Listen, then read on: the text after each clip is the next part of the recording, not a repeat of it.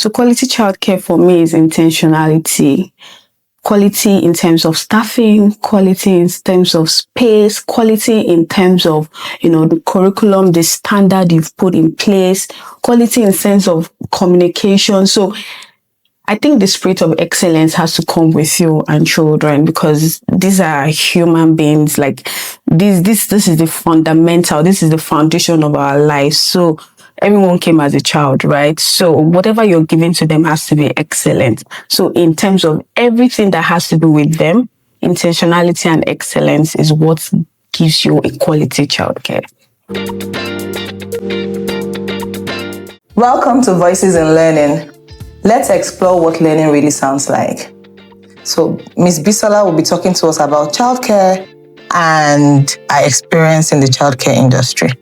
With over 16 years of experience, from my early days on the KKB show to managing corporate childcare at Access Bank, Bisola has built a distinguished career rooted in a deep passion for early education. Now, as a founder of Pioneer Childcare Center, she's transforming the lives of young learners by providing a safe, nurturing space where children aged 0 to 5 can truly grow and flourish.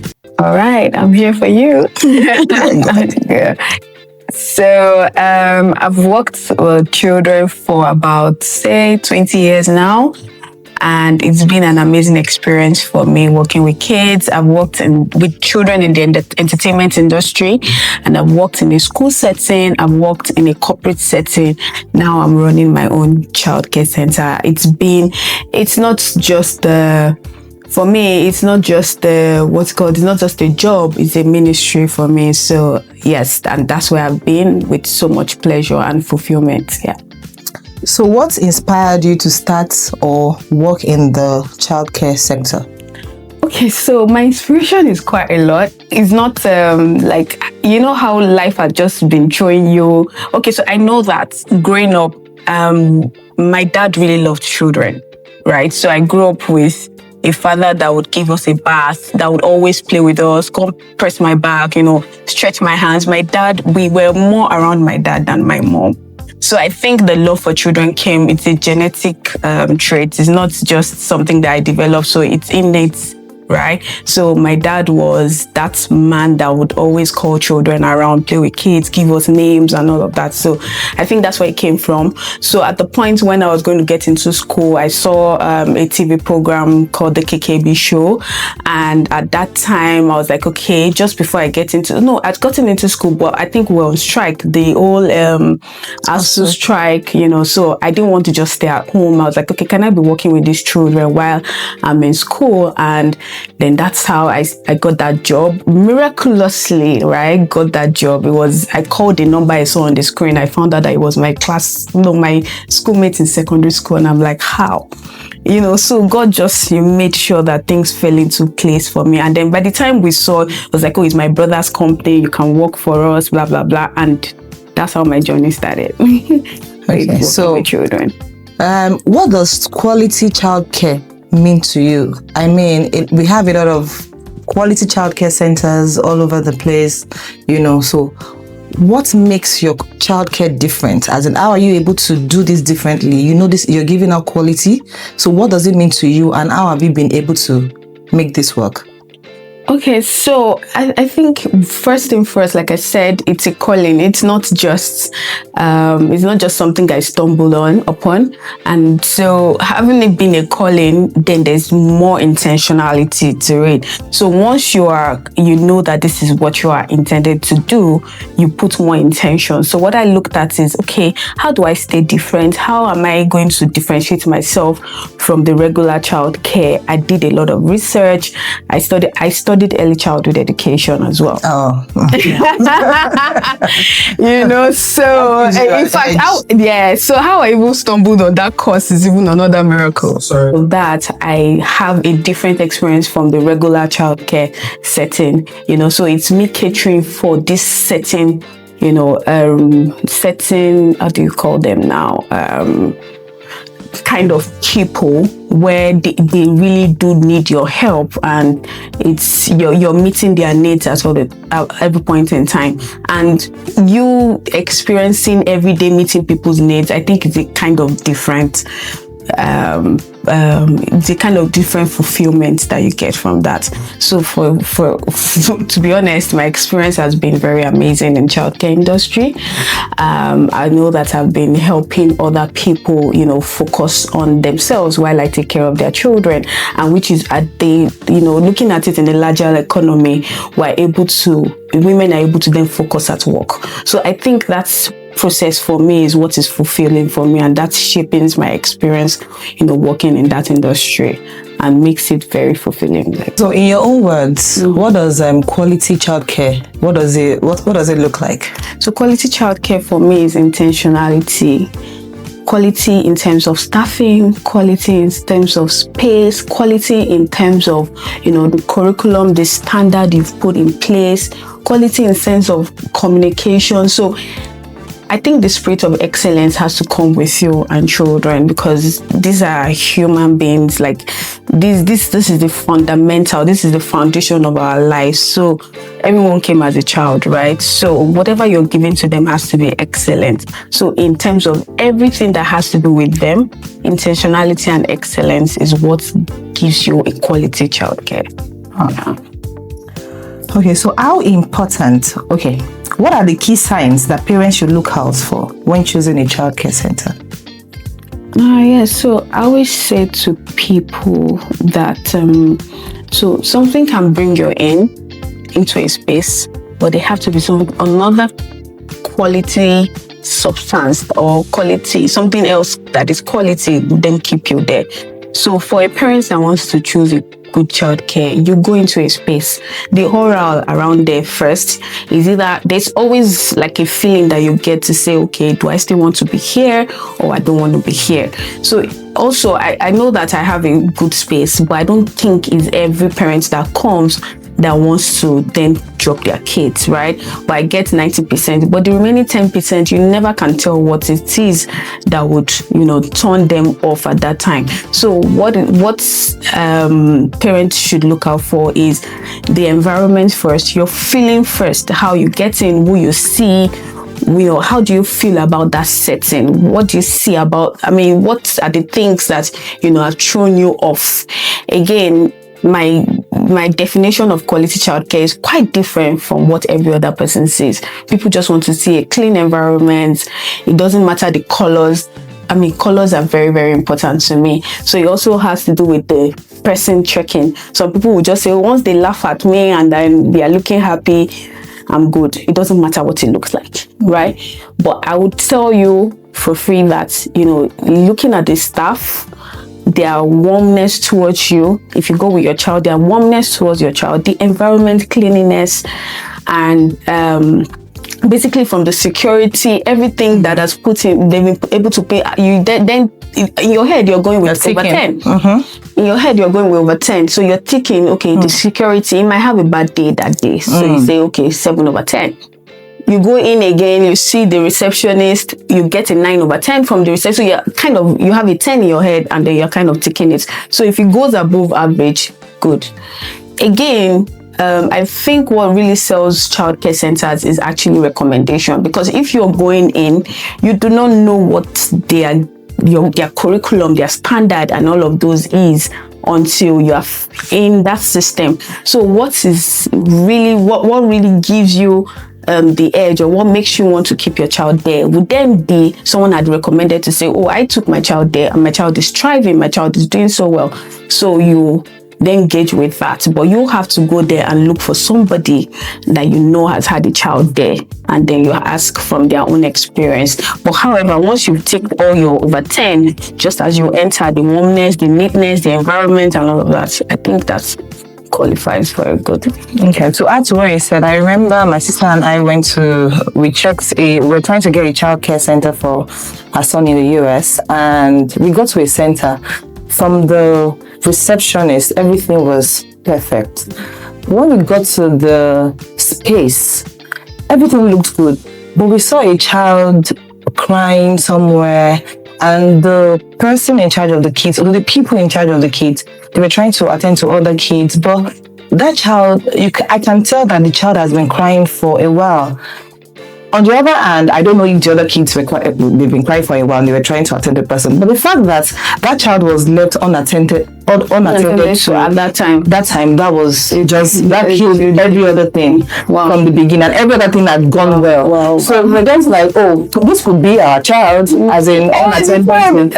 You understand? So how are you able to ratio that? You understand that, okay, every child is being, I don't know how that can be done. On the other hand, anything that has to do with childcare, anything that has to do with education, schools, everybody from the security to the cleaner, everyone must key into the vision of the school, because it takes a village, you understand?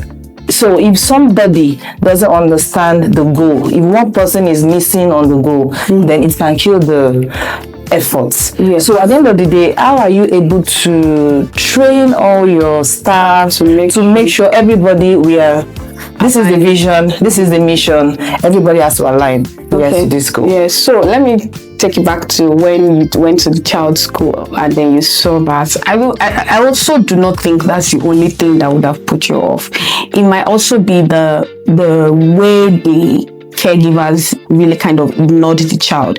A child can be crying, but you're trying to carry another child, but your mind is in where that child is crying. But what you must have seen was they were not even giving that child any second of attention at that time. So that can show you off. Again, children are funny. You travel with your child, or you go to a mall or whatever with your child is on the floor throwing tantrums. You've seen people look at you that, what kind of mother is this? Do you get? So people tend to just have perspective. Children can throw you under the bus. That's your next excuse. But I will just say that, okay, once you see that they are not paying attention, I think you should ask questions at that time to say, oh, that child is crying. Then whatever response you get is what will then make you conclude, or the mannerism of that teacher or caregiver at that time should then make you then conclude to say, okay, these people don't really care. Or it was just that timing that happened. It doesn't mean that that's how they ignore children all the time. Because there are lots of kids, all of them can be crying at the same time. They can't carry all the children at the same time. So, but then when you stay a bit longer, maybe you just move around a bit, go on to another class, come back and see what has happened with that child. Then that can help you then conclude on the kind of setting or the kind of attention they give to each child. Right. Yes. Yeah. That's all right. So that's ticked. The other question is: so what do you about training of staff, everybody getting the vision? The vision. Yeah. Yes. That is a bit. Those are one of the challenges, in childcare setting, having to get everyone aligned. But what I know has worked for me is if 80% is aligned, the 20% will catch up.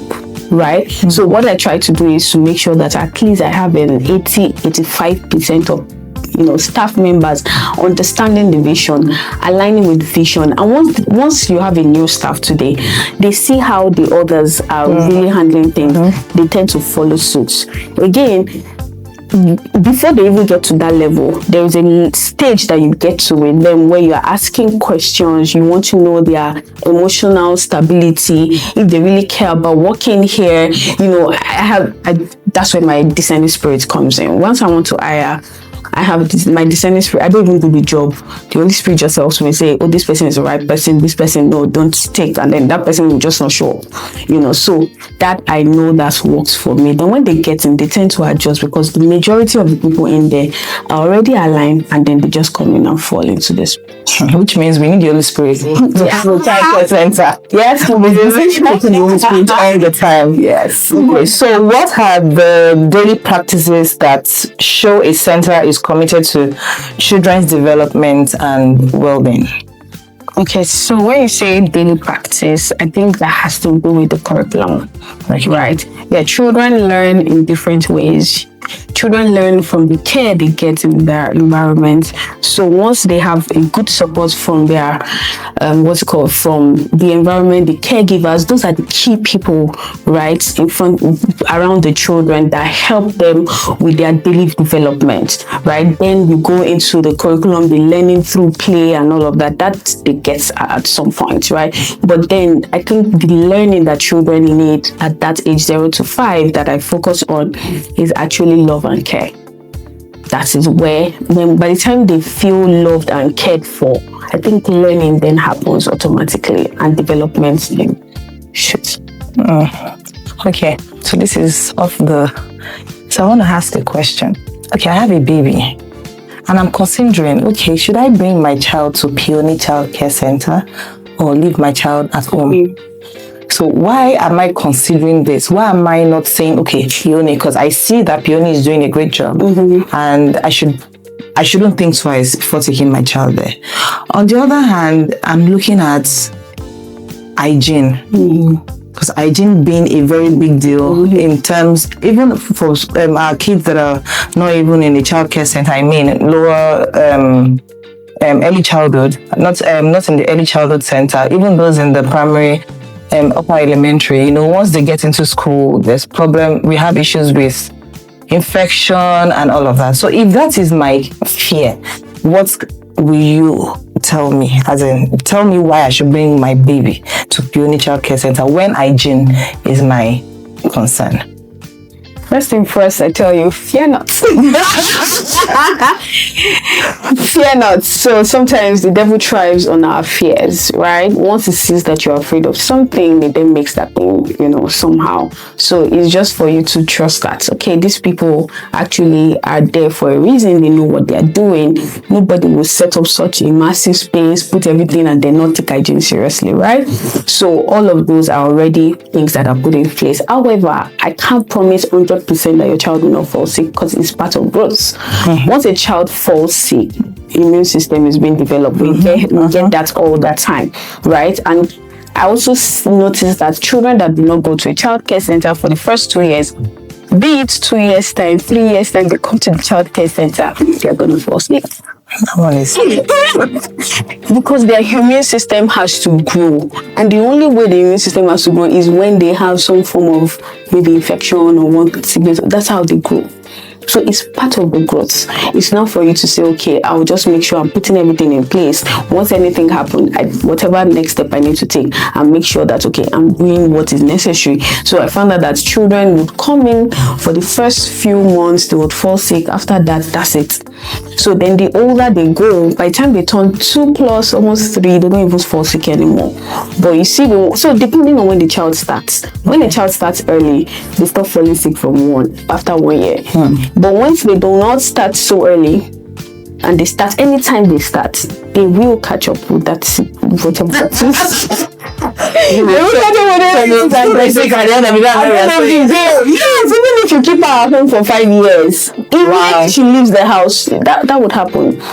That would happen. But then there's some children that are very, strong. They'll be fine. They'll be fine. Okay, so how does a childcare center? Children actually they feed off our energy. That's how they grow. Once they see that you're worried about things, they feel it. So if you're always happy and knowing that they'll be fine, they will be fine. But if you're always like, there was a video that I saw recently, a friend of mine posted of her children that were playing, and she came to them and said, somebody wants to beat mommy downstairs, let's go. The child was not like, what's that? Are you afraid? Mommy, are you afraid? Mommy said, I'm afraid. That's how the child just became scared. Automatically, all the 3 children just became scared. So it's just obvious that children suck out of our energy. So whatever you're feeling, you're sad, you're uncomfortable, you're worried, that's how. But if you're always happy, joyful, oh, my child will be fine, that child will be fine. That's okay. It. Magnet. All right. So my next question is, how does a childcare center balance safety, learning, and emotional support? So many times people say, oh, these kids, they need their mom, they need people that they believe are there to support them, people they trust. So how are these kids able to balance all of these supports, as in, how are they able to get it from the childcare center? Okay, so like I said, staff is the major focal point here, right? So if you already have the right people in place, trained, they know to support a child. Love is generic. There's no higher kind of love. Of course, mothers will show more love, and it's from a place of fear sometimes for mothers, right? They're like, oh, let me not allow this child cry. Let me not, I don't want this child to fall sick. I don't want this. And so that's how mothers, but then love is generic. Once you have the caregivers that really care, love, and support your child, that child is going to get all of those things balanced, right? Everything, safety, care, support is going to be a balance. So if there's love at home, and then there's love in the childcare center. So I always say that for a childcare center, the curriculum is love. So it's not about what you're teaching the children. It's that care, love, and support that helps them grow. I don't know if I answered your question. Yes, you answered the question to an extent. So I've seen videos, I've seen people who say, okay, they check the CCTV, the video treated and all of that. So in terms of love, okay, looking at it from this perspective, I know so many people. If you ask kids in uni now, and even people that are studying education, do you want to be a teacher? Do you want to be this? Nobody wants to be a teacher. Everybody wants to work in an oil and gas company. No one wants to go into childcare. No one wants to be a teacher. So at the end of the day, if the market is not favoring them, most of them tend to go into teaching, childcare. Okay, so most of these people, they are not born to. So someone like me, I studied microbiology in school. I didn't see myself in the education sector, but I love children growing up. So everywhere I find myself in children's church. I find myself around children. So when I got after NYC, I got into a school. So I found myself, that what I was looking for is not me. This is where I'm meant to be. Because everything wasn't what I was being taught. Now, this is now inbuilt, like, okay, trusting, this is where you're meant to be. This is what you love to do. So I find myself, when kids come to school to say, oh, their food they had issues with their food, I just give them money to get something else without even calling the parents. So this is my love for kids, and I can say that any child around me, anything that will make me raise my voice a bit on any child, it's out of love. Okay, and that's how this happens to parents. Parents, we spank some of us spank our kids, we raise our voices out of love. So how are we sure that these people taking care of our children, we can't dash them the love, we can't give them the love, this is the job you're doing, this is how to love this child.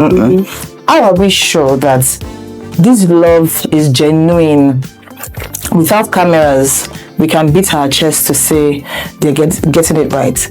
And have you had situations in your center about, as in, firing any teacher based on this situation, or parents complaining about this situation? How are you able to be sure that this person is right for the job? Okay, so again, like you said, spanking a child doesn't mean you do not like it from a place of love, but I do not encourage it, in the sense that, and I also think that the reason why the developed world, made us understand that a child shouldn't be spanked is not because a child shouldn't be spanked, it's because we project our own anger towards the child. So once a child does something for you, you're doing transfer of aggression. So sometimes you're coming to work, maybe your husband or the conductor or something happened to you along the line, and the child does something. You're not beating the child based off your experience, not frustration, not what exactly the child has done. So which is why, do not touch a child.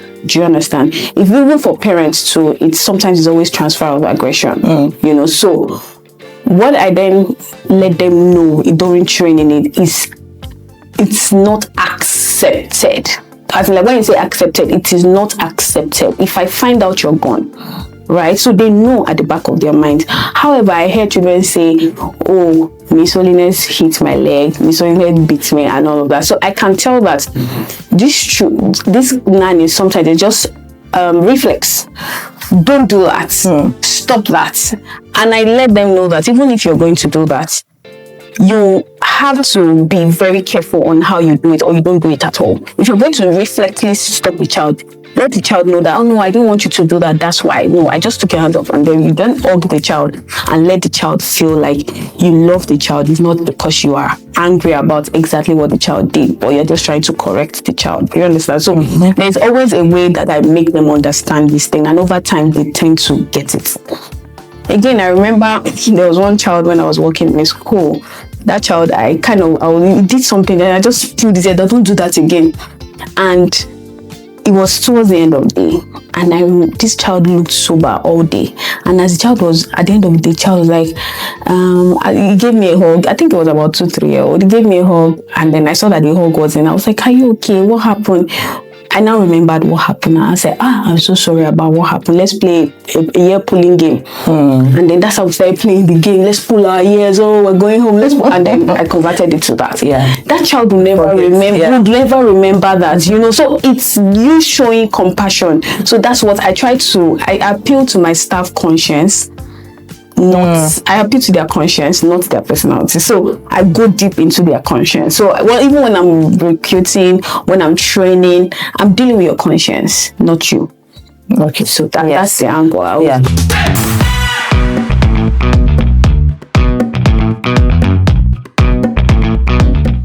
Welcome to Voices in Learning podcast. Voices in Learning podcast is powered by My Education. So what are the things we do at My Education? So at My Education, we recruit teachers for school owners, for schools, for educational organizations, for families, and every other person that needs a teacher. We have an online platform where we have online classes for people abroad and people in Nigeria. We also recruit governesses called Living Teacher for parents who want education outside the classroom in their homes. We also do trainings for support staff in schools, in organizations, and also for families. So contact us today at My Education on our social media platforms or via WhatsApp. You can also call us on this number below.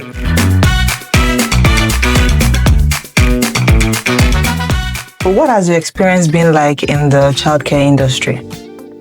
The childcare industry is very, very porous. Like, we have quite a number of childcare industry, but for me, I think it's my experience is very peculiar in the sense that I tend to target corporate workers, right? What role does communication with parents play in maintaining quality childcare? Okay, so it's important that parents know that they are not dropping their kids with unknown people. They are humans that they're dropping their kids with. Yes, they might have people at the reception that they see all the time, but every now and again, just ask questions about who exactly, pays attention to my child, and ask questions. It just makes parents even more comfortable and even helps the caregiver know that this parent actually cares. And then you then find out that the caregiver also then communicates more with us, the intermediary between them, because they know that this parent has asked a question, and they have a feeling that, okay, this parent is really, because there are some parents that really just take care of my child, don't stress me. But if they see that a parent cares, then they would then want to put more effort in asking questions. So it might just be that maybe the child's bottle was a bit dirty, and once they see that this parent is that parent that keeps, that pays attention to detail because they've communicated, then they are bringing it up to us to say, see what, because yesterday she said this, let's make sure. And then you get daily updates.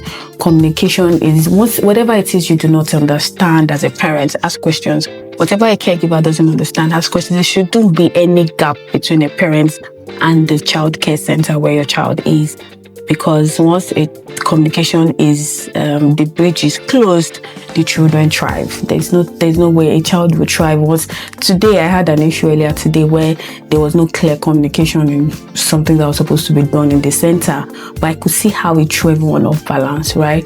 And then even the child in question also, it altered the child's routine as well. So if you want to have a quality child care center and you want to build a well-rounded child, communication between caregivers or the school, the center, and the parent has to be almost 100%. Okay, so saying that, how soon do you communicate with your parents when you find out that a child is ill?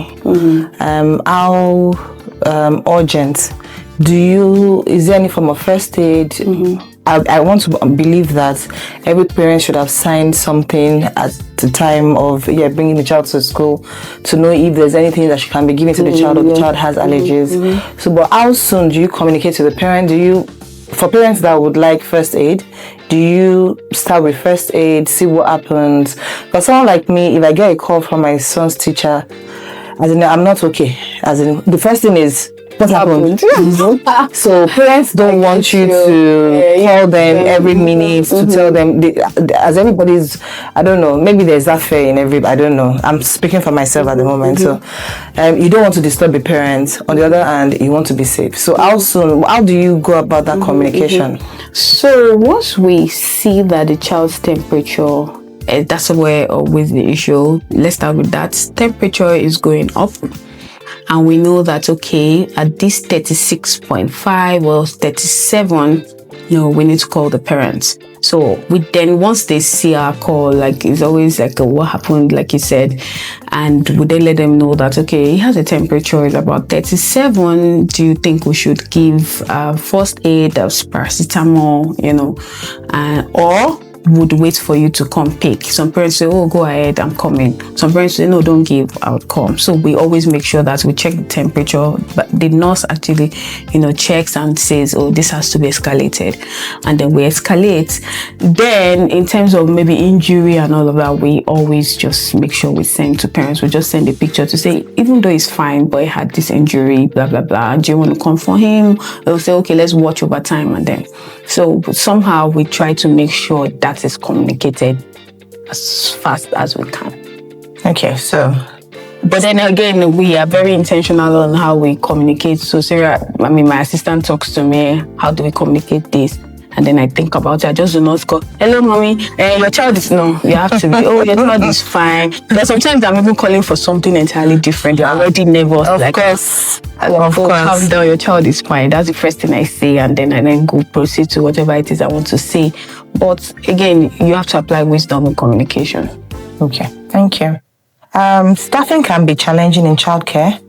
How do successful centers recruit, train, and retaining quality staff? How do you retain? Because I know at a point there was, I don't want to use farming in the land for teachers. So when teachers were relocating abroad for better opportunities, so many schools, so many good schools were struggling because they also need to find a fantastic teacher following their vision, So how has it been with you in terms of there's competition, before you move from a place to another, from a bus stop to another bus stop, you will find schools, childcare centers, and all of that. So, when competition comes in, monetary, the financial part of it, someone paying and all of that. So, how have you been able to sustain that department and also making sure happy teacher, happy child, happy staff, happy child, so how have you been able to manage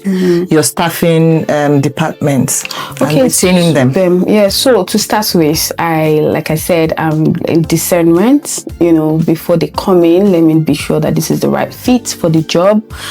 And as the person comes in, I'm not the only one watching. Every other person is watching the behavior, mannerism of that individual. And once they are seeing that, oh, this person is not going in the direction, like I said, I have 80% of trusted. And then once that person is not going in that direction, we're able to pick out to say, okay, this person. And then I sit down, have a meeting with you, talk to you, appeal to your conscience. Just be sure that you have the right attitude towards the job and you are kind of passionate about the children, right? And once I see that you have that capacity, then another thing that I do is I allow my staff express themselves. So I'm not that boss that comes in and they're already fidgeting, they're scared, they're worried, they express themselves. So I trying to bring out the best out of them. You know what? You have I know that you know what you're doing. So I give them that benefit of doubt that you have sense. You know what you're doing. You're going to do the right thing. So I put that trust in them, you know, and I found out that has worked over time. Then I also just make sure that there's empathy, their lives matter, you know, things that concern them. I pay attention to those things. I just do not ignore them to say, oh, you know, just my staff.